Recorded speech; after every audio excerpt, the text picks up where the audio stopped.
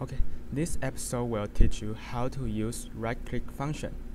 So first, press right-click on your desktop and move mouse to the button New and left-click the button Folder. And then, the new folder is created. You can type anything you want on the keyboard, like your name or anything you want, and press Enter on your keyboard to save the name. So let's do the actual operation now. So first, right-click any place you want, and it comes up a new window.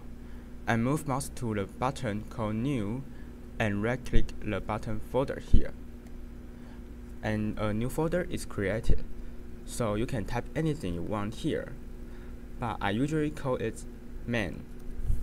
And press Enter to save it.